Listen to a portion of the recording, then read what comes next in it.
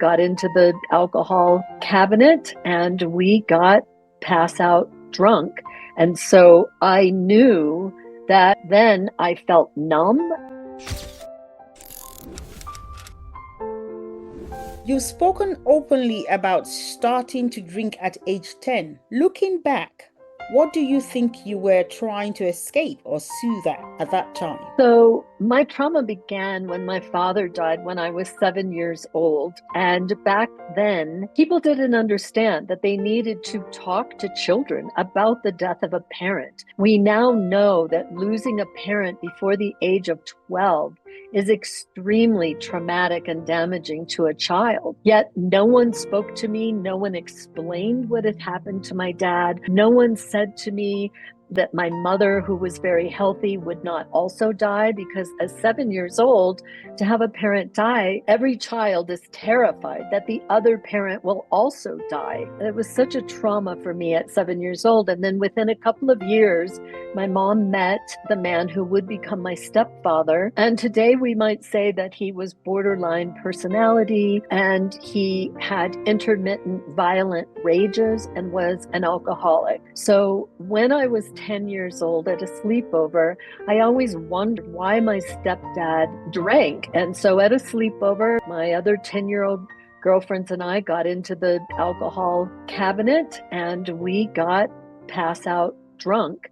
And so I knew that then I felt numb. It was the first time I felt relaxed since my father had died when I was 7. And I understood then that alcohol was very numbing to pain. And so I continued to use alcohol and pot and nicotine as a teenager and continued to add other substances to that until when I moved to Los Angeles and worked in the music industry, of course, I added cocaine. It was all about numbing myself from the pain of my family dysfunction, my family secrets, alcoholism and violence in my family. And that, of course, is what a lot of people who have some kind of substance abuse disorder are actually doing. They're self-medicating to numb themselves from pain. I do empathize with you, and I do relate with that in that I'm a therapist and I work with clients gone through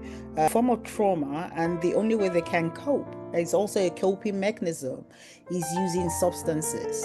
And then you had to go into the music industry, and we know definitely that they use substances in order to be able to perform to their maximum. Not all of them. Some of musicians we have, it gives them a kind of high. So it was like from one level to the other, because when you joined the music industry, you said you started using cocaine. Yes, but clearly way before I even got into the music industry. When I left home at 17 and moved to California, I got myself into college and I moved to Northern California. I went to Humboldt State and I had a very strong survival instinct. I knew that I was going to have to heal myself, and I was very drawn to wanting to find peace inside myself. And I found a 3-day Zen meditation retreat in Humboldt. And it was one of the first things that I did to heal myself. And it was very disconcerting because for years, since I probably 7 years old, I held my breath. I was always holding my breath and in fight or flight. And it was very disconcerting to sit in a meditation retreat and not even know how to breathe. And then also being in Northern California, it's quite beautiful. We used to say it was behind the redwood curtain, is when I found nature and I started hiking and spending time in nature. So I had been trying already many modalities to heal myself before I even got into the music industry in Los Angeles. I worked in music booking and then in music publishing for A&M Records, and then I worked in A&R for Geffen Records. And of course, it's just that cocaine was quite prevalent, and so I succumbed to using that like many people do, but I was still working through a lot of the pain from my family, and especially of feeling unlovable, because a child who experiences violence in the home will somehow feel, they'll internalize it and feel that somehow they've caused it, that this is my fault. And because my stepfather was violent towards me, it was very confusing because he's not all, and white. It was very gray. He could be also very loving and generous, but then his alcoholism and his mental illness, he would rage. So it was very confusing, especially again for a child, when someone like a parent who's supposed to care for you is threatening to kill you.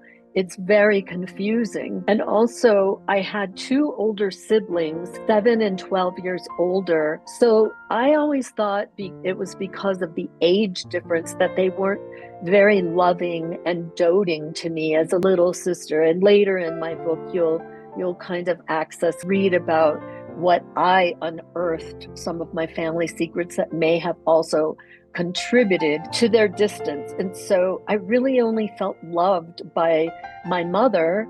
So that unlovability, it took many to come to a deep place, healing, when I could give up then the cocaine and I could give up the pot, but I still smoked and drank. And it layer upon layer of healing and trying to remove these substances that numbed me to what I was really feeling inside.